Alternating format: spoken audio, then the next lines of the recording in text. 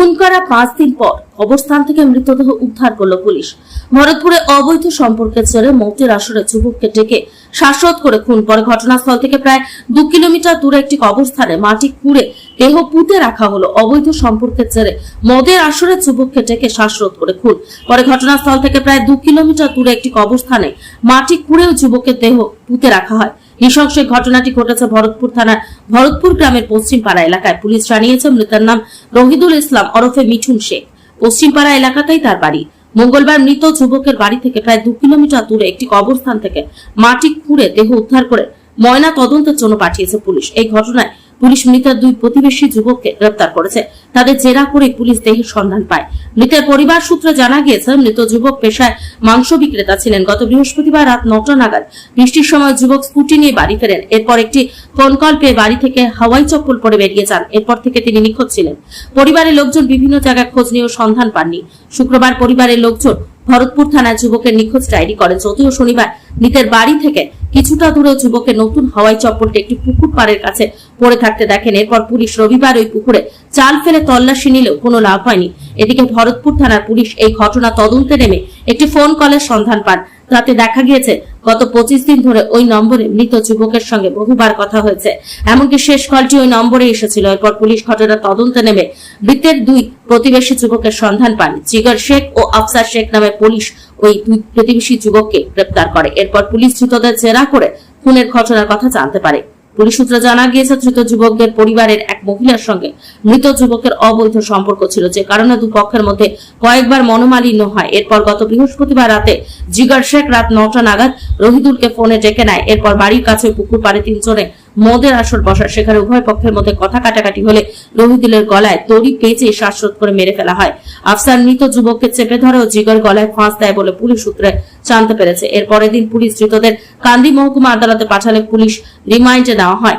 পরে মঙ্গলবার বিকেলের দিকে পুলিশ ধৃতদের সঙ্গে করে মৃতের বাড়ি থেকে প্রায় 2 কিলোমিটার দূরে প্রতিবেশী ছিকরা গ্রামের কবরস্থানে যায়। ওই কবরস্থানের একেবারে শেষ প্রান্তে মাটি খুঁড়ে দেহ পুঁতে রাখা হয়েছিল। পুলিশ দেহ উদ্ধার করে ময়না তদন্তের জন্য পাঠায়। কি বলেছিল বাড়িতে? আমি ছিলাম না, এখানে আমি আমার বাবার বাড়িতে ছিলাম। পরের দিন সকালবেলায় আমার শাশুড়ি আমাকে জানায় যে আপনার বাবা বাড়ি রাজারামপুর। আপনি কতদিন থেকে বাবা বাড়িতে ছিলেন? ওইখানে 4 মাস থেকে আছি। শুক্রবার কলকাতা গেছিলাম ডাক্তার দেখাতে, শনিবার আমি বাড়ি গেছি। কি অসুখ হয়েছে আপনার? আমার শরীরে একটা রোগ হয়েছে।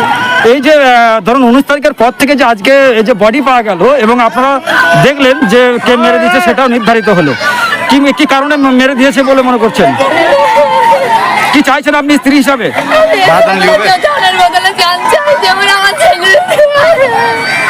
আমরা ওর ফাঁসি চাই, যে এই ঘটনা ঘটাচ্ছে তাদের সবার ফাঁসি চাই। যারা মেরেছে এদের সঙ্গে কি আগে থেকে কোনো সম্পর্ক ছিল? মেল মহব্বত ছিল? না, এমনি আমাদের পাড়া।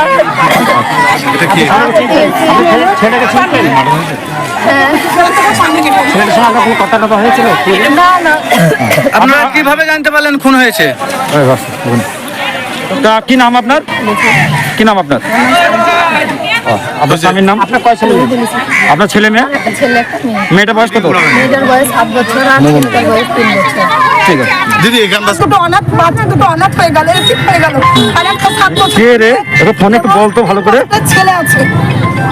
এটা পুলিশকে সিদ্ধান্ত নেবে, আইনি সিদ্ধান্ত নেবে যে ওর কি করা যায়। আমরা তো চাইবই যারা যারা এর সঙ্গে যুক্ত আছে এবং যারা খুন করেছে তাদের ফাঁসি হোক। আজকে কোন জায়গা থেকে দেহ উদ্ধার হলো? আজকে দেহ হলো সন্তোষপুর মৌজা, সন্তোষপুর কবরস্থান থেকে। আপনার নাম কি? আমার খুশি বেগম, আমি ওর বোন। ঠিক আছে। রাতে কি বলেছিল ছেলে?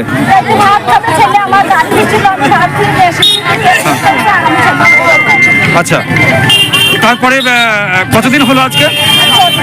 6 দিন পরে ছেলের খোঁজ পেলেন?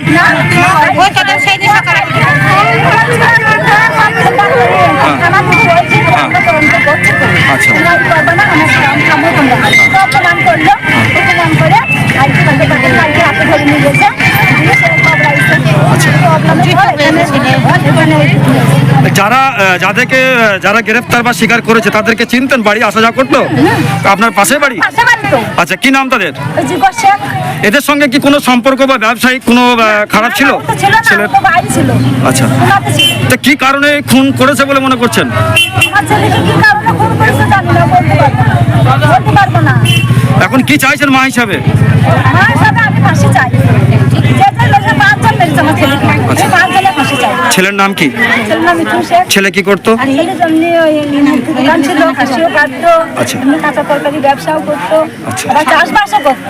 আচ্ছা, বউ ছেলে আছে? বউ ছেলে আছে? হ্যাঁ, বউ ছেলে আছে, এরকম নেই, 7 বছরকার। আচ্ছা, আর ছেলের বয়স কত? 3 বছরকার।